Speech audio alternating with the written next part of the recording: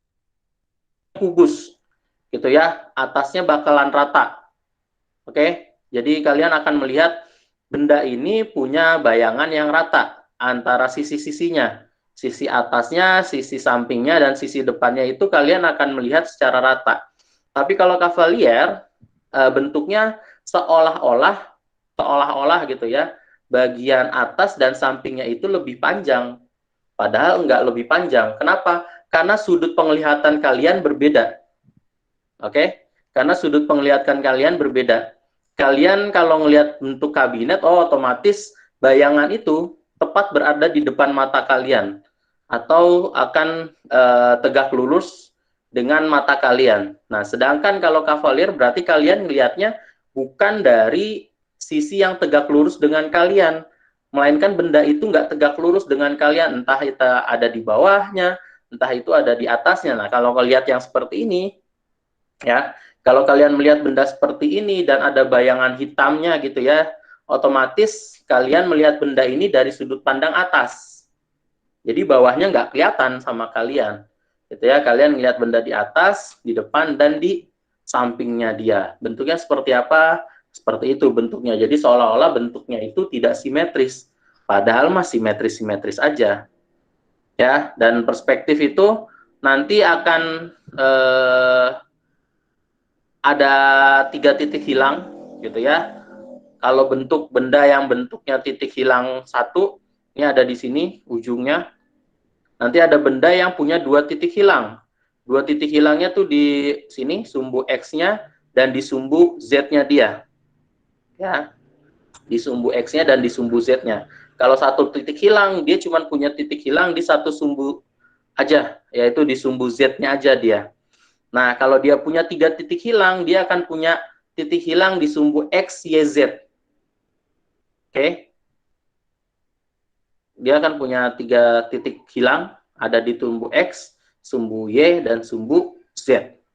Gitu ya.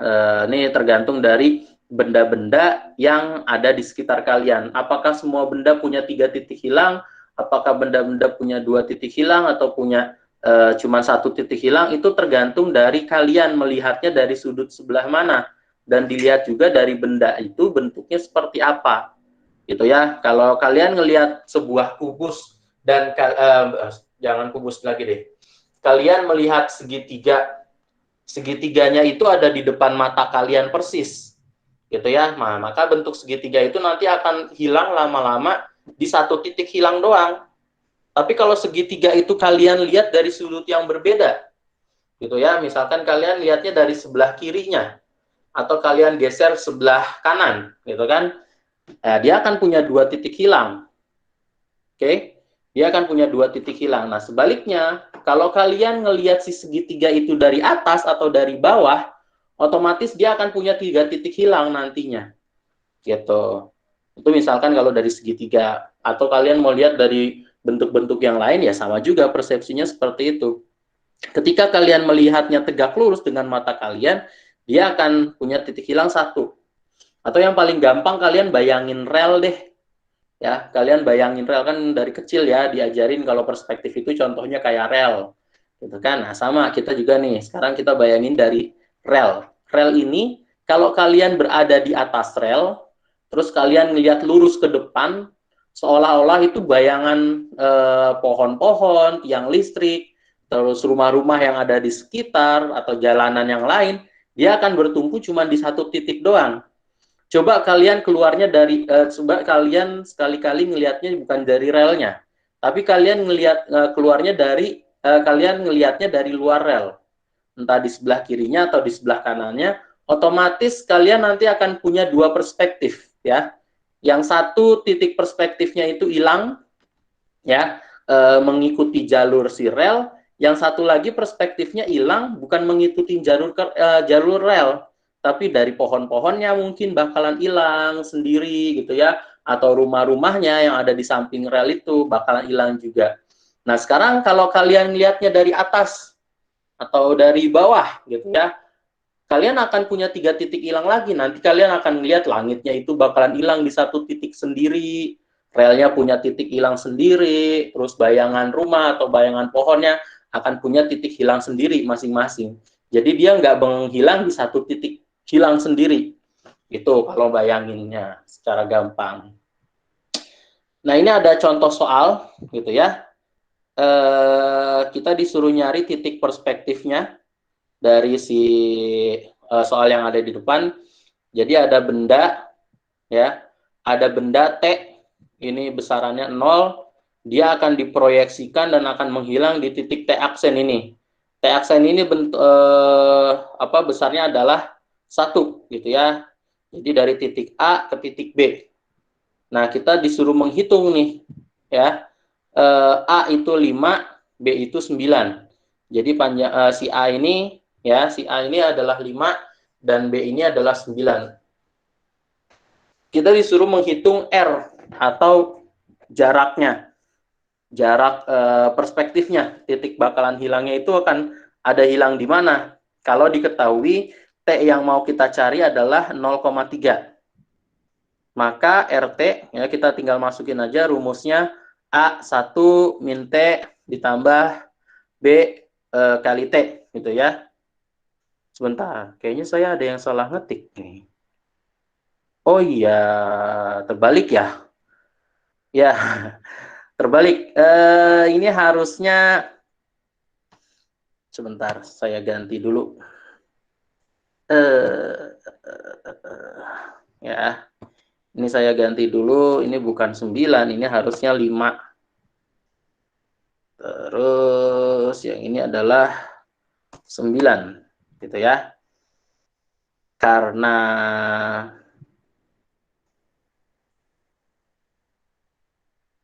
tapi hasilnya sama kok.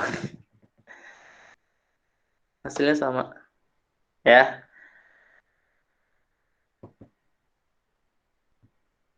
Oke. Sebentar, ini saya panjangin dulu. Ya, ternyata saya ada salah ngetik ya. Oke. Oke. Hasilnya sama apa enggak? Kita coba buka Excel.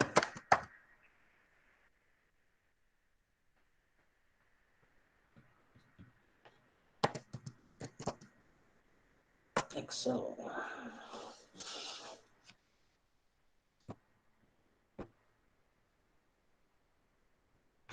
Oke, tadi rumusnya adalah sama dengan berapa? 5 dikali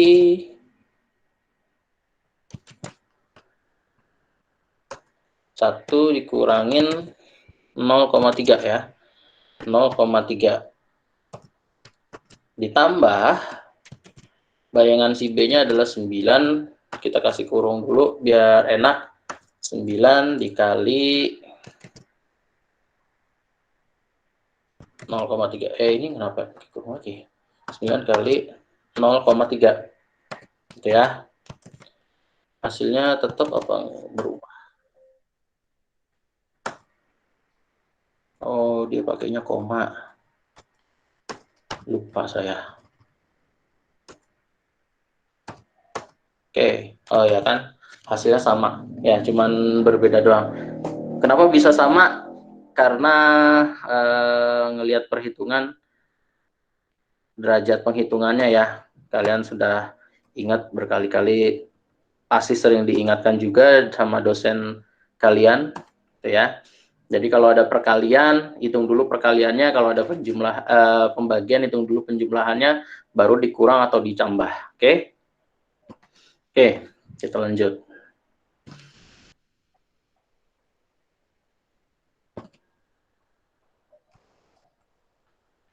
Kok nggak mau jalan slide saya?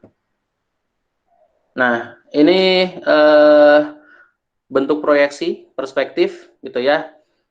Ini mata kalian melihatnya benda yang ada di sini, gitu ya. Jadi benda ini dia punya tinggi sebenarnya ya, tapi karena maaf ini enggak ya, karena dia mengalami proyeksi perspektif, gitu ya.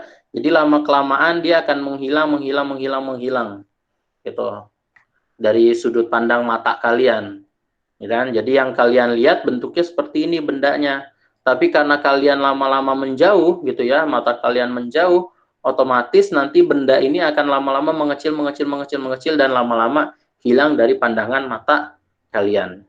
Ya, ingat tadi rumusnya, kalau kalian melihatnya dari sudut XY gitu ya, dari sudut X dan sudut Y, ya otomatis kalian tetap akan melihat pandangan benda itu, bayangan benda jatuhnya di X, Y, Z.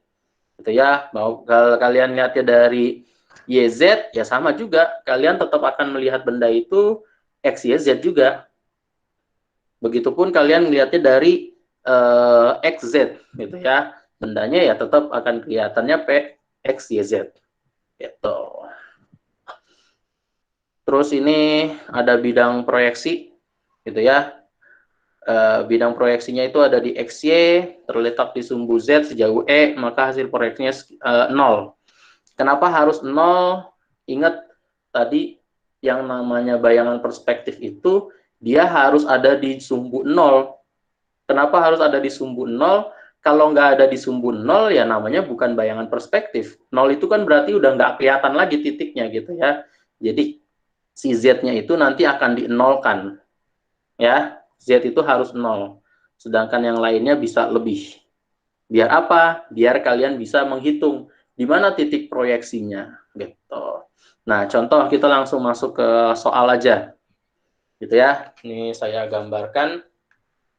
Jadi diketahui di sini ada vertex, ada 5 vertex ya, atau vertex kalau kalian bingung vertex itu apa sih? Vertex itu adalah titik koordinat. Gitu ya. Terletak di X, Y, Z ya, punya bidang X, Y, Z.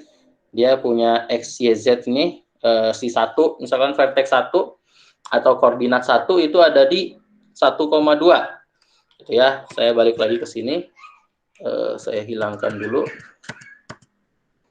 ya, saya ganti sama notasi aja gini.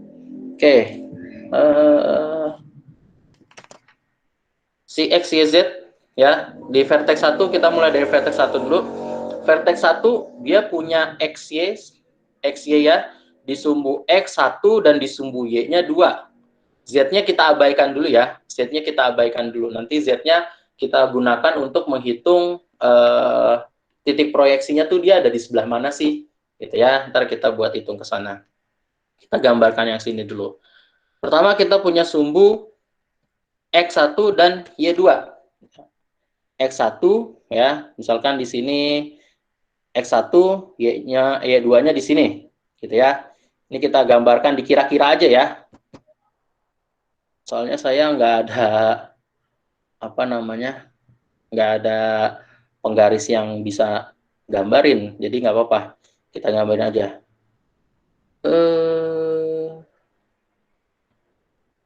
Ntar dulu, ini kok saya nggak bisa gambar ya. Ini gambarnya di sini pakai warna merah, saya kasih 1 titik di sini, ya. Nah, contoh di situ ya. Terus vertex yang kedua di X-nya 3, Y-nya 2. X-nya 3, ini kan D-nya 2 di sini ya. Berarti kira-kira di sini mungkin nih. Oke, kita gambarkan dulu. Ini gambar ngasal aja. Kita gambar ngasal aja. Terus vertex ketiga, X-nya 3, ya. X-nya 3, Y-nya 2. Oh, berarti nggak berubah. Dia tetap ada di sini juga nih. Ya. Jadi vertex 2 dan vertex 3 tuh posisinya sama, dia posisinya ada di sini ya, nggak berubah. Terus garis kelima dia ada di X-nya 1 dan Y-nya itu 2. X-nya 1, Y-nya 2. Oh, berarti dia ada di sini juga garisnya gitu kan. Terus si vertex yang kelima dia ada di titik 2 sama 4. 2 garisnya di sini 2, 4-nya di sini mungkin ya, sekitar sini. Nah, berarti kalau kita gambarkan menggunakan garis ya, ini ada di sini, terus ada lagi garis di sini ya, terus ada garis lagi di sini tuh ya. Jadi yang kalian lihat itu adalah gambar segitiga. Oke, ini kita masih mengabaikan si apa namanya, kita masih mengabaikan bentuknya si Z. Kenapa nanti si Z-nya itu kita gunakan untuk melihat si benda ini ketika kita masukkan ke dalam bentuk atau ke dalam dunia dua dimensi itu seperti apa, gitu ya. Karena ada rumus-rumus tertentu yang harus kalian masukkan. Nah, setelah kalian tahu bentuk aslinya, oh bentuk aslinya tuh segitiga, ya, bentuk aslinya tuh segitiga, gitu kan. Tadi digambarkan vertex yang 4 sama vertex 3 tuh kebetulan sama kayak vertex 1 dan 2, gitu ya. Jadi bisa kita gambarkan nih sebenarnya dia bentuknya limas, ya. Dia sebenarnya bentuknya tuh limas. Kalau kita lihat-lihat ya. Ini kita gambarin bayangan asal dulu aja, nggak apa-apa. Ya, jadi itu dia bentuknya limas seperti ini. Itu. Nah, ini jadi kita mau memproyeksikan gambar yang ada ini ke dalam bentuk 3 dimensi. Nanti jatuhnya di titik mana aja? Maaf, salah ngeklik. Ini saya hapus dulu, kita masukkan rumus-rumusnya dulu ya, biar gampang. Nah, sekarang kita masukkan ke dalam bentuk 2 dimensi. Ingat, yang namanya proyeksi itu adalah menggambarkan bentuk 3 dimensi ke dalam bentuk 2 dimensi, gitu ya. Yang bentuknya tadinya 3 dimensi, punya sumbu X, Y, Z, kita akan menggambarkan ke dalam bentuk 2 dimensi, di mana yang namanya bentuk 2 dimensi itu sebenarnya dia cuma punya sumbu X dan Y doang, gitu ya. Ada garis horizontal dan garis vertikal aja.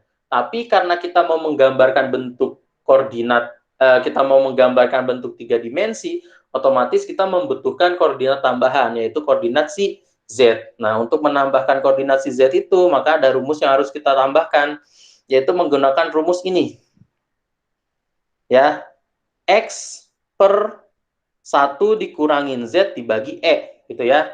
Ini kan tadi di soalnya gini, diketahui sebuah benda dengan vertex dan HG seperti tabel di bawah ini. Lakukan proyeksi perspektif jika E terletak di Z dan Z di Z10 dan Z20. Kan ini Z-nya masih belum ketahuan ya. Saya bilang masih abaikan aja dulu Z-nya. Kenapa?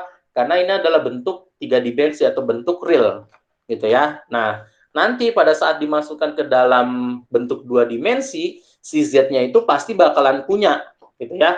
Bakalan punya punya koordinat sendiri. Dalam hal ini si Z-nya kita sudah ditentukan. Yang pertama Z-nya itu 10 dan Z-nya itu adalah 20. Gitu ya. Kita hitung dari Z-nya 10 dulu. Yang pertama di sumbu X. Di sumbu X-nya, X yang pertama ya, nih soalnya. Jadi vertex pertama X-nya itu adalah 1, Y-nya adalah 2, Z-nya 0. Kita tinggal masukin X-nya dulu. X-nya adalah 1, gitu ya.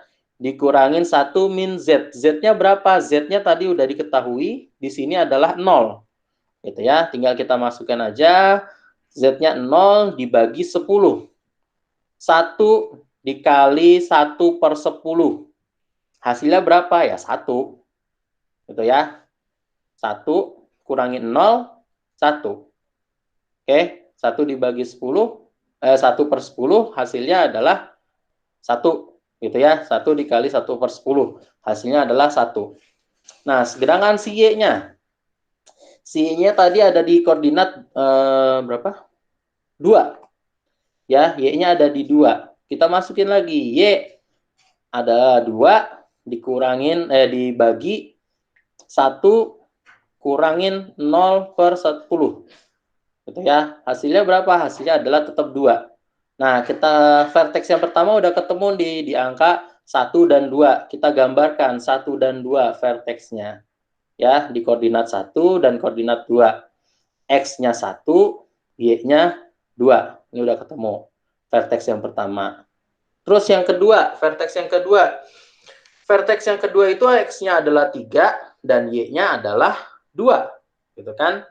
Ingat tadi vertex 2 dan 3 di soal, kalau kita gambarkan di bentuk nyatanya, dia akan berada di posisi yang sama. Ya, maaf. Dia berada di posisi yang sama nih. Ya. 2 dan 3-nya itu berada di posisi yang sama. Oke.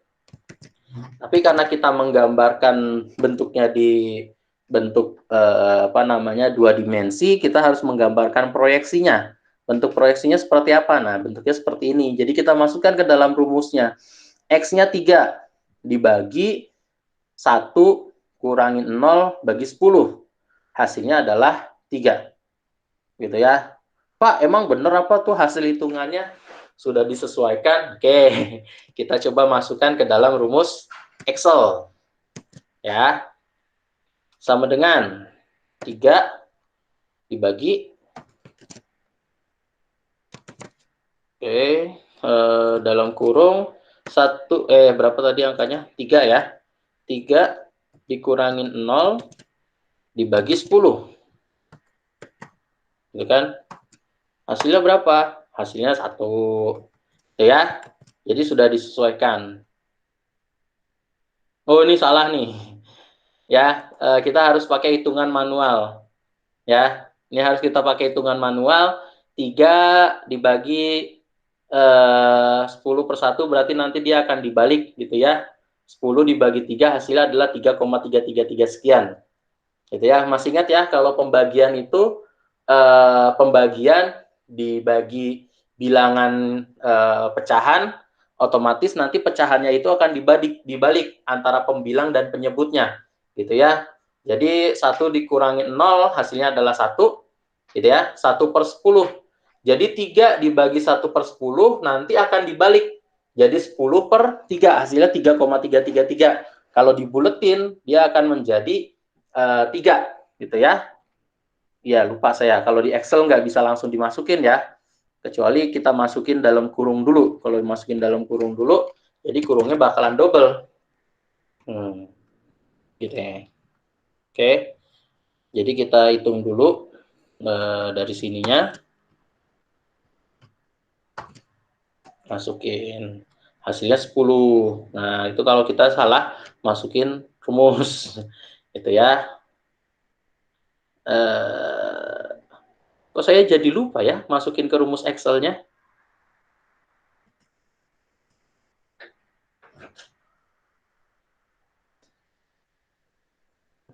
Ya, itu nanti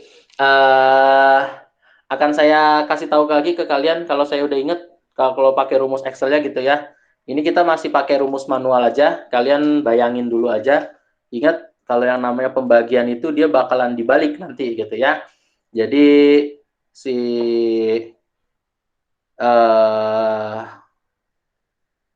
apa namanya?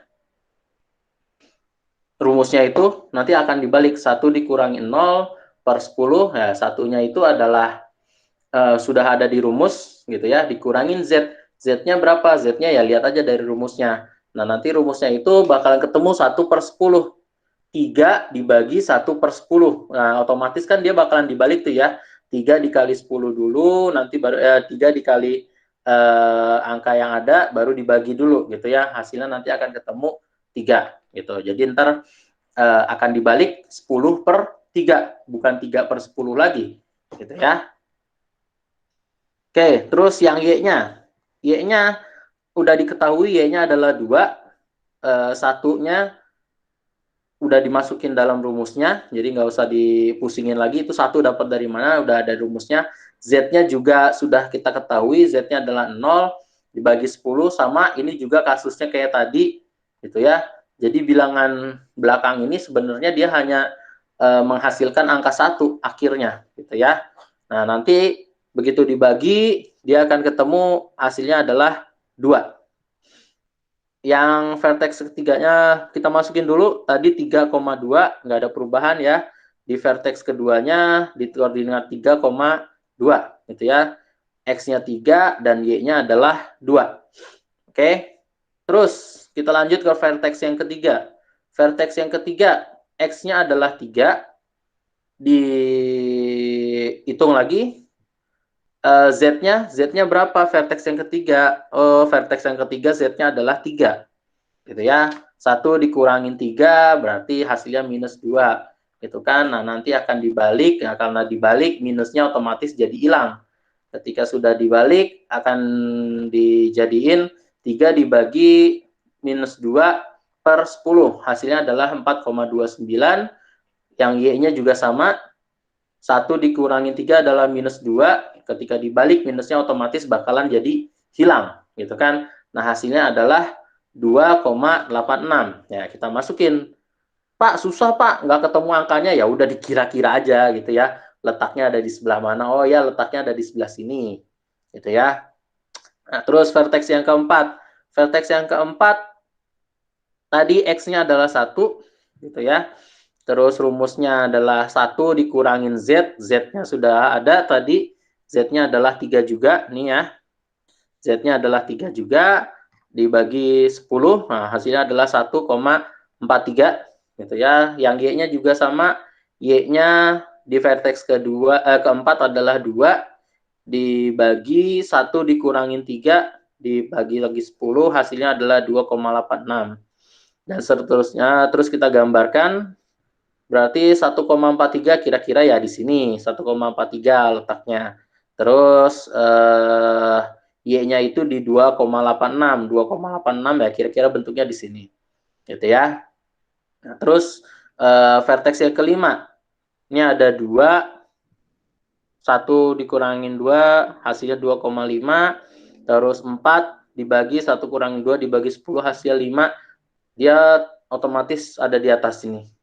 Gitu ya. Jadi vertex bayangan perspektifnya sama dengan bayangan yang tadi kita sudah bikin ya. Ya. Jadi ada bentuk limas nih. Ada bentuk limas, mau kita jadiin bidang proyeksi. Nah, nanti proyeksi seperti apa? Setelah kita proyeksikan, ternyata si limas ini bentuknya akan berubah. Jadi bisa kita simpulkan bahwa kalau kita menggunakan edge 10, perspektif yang kita dapatkan adalah bayangan limas tidak terletak tepat di depan mata kita, alias kita melihatnya dari sebelah kiri. Ya, karena kita melihat dari sebelah kiri, otomatis bagian yang sebelah kanan ya, yang sebelah sini nih, sebelah sini di vertex 2 dan 3 akan terlihat lebih besar. Tapi kalau kita lihat aslinya ya, bayangan aslinya ini bentuknya sama ya, bentuknya sama persis. Gitu ya. Jadi nggak ada bedanya sebenarnya. Hitungannya sama, bisa kita lihat 1 itu berhadapan langsung dengan 4 dan 2 berhadapan langsung dengan 3. Jadi bisa kita simpulkan sebenarnya ini limas sama kaki kalau kita lihat gitu ya. Cuman karena sudah masuk ke bidang perspektif dan kita mendapatkan hasilnya ternyata limasnya itu miring, yang sebelah kanan lebih besar. Nah, bisa kita simpulkan berarti kita ngelihatnya arah perspektifnya itu dari sebelah kanan. Begitupun kalau kita gambarkan dengan edge-nya 20. Oh, kalau kita gambarkan edge-nya 20, ternyata perspektifnya itu juga bukan tepat di depan mata kita, melainkan dia agak turun sedikit. Gitu ya. Makanya kita bisa melihat, oh iya ada alasnya nih. Alasnya itu apa namanya? Maaf, kalau edge-nya 20 berarti kita melihatnya tepat di depan mata kita. Kenapa? Karena kita hampir tidak bisa melihat alasnya. Gitu ya. Hampir tidak bisa melihat alasnya. Dan sisi kanannya pun hanya sedikit yang bisa kita lihat. Sedang sisi kirinya juga cuma sedikit. Nah, jadi bisa kita kesimpulkan kalau kita menggunakan koordinat-koordinat yang tadi dengan edge-nya 20, si perspektif ini jatuhnya tepat di depan mata kita, gitu ya. Jadi bayangannya itu akan sama persis dengan apa yang kita lihat, gitu kira-kira. Sampai sini ada yang mau ditanyakan? Oke.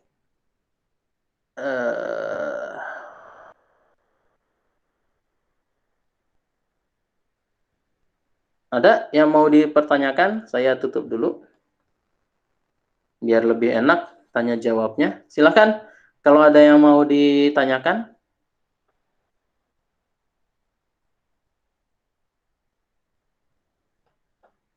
Ada?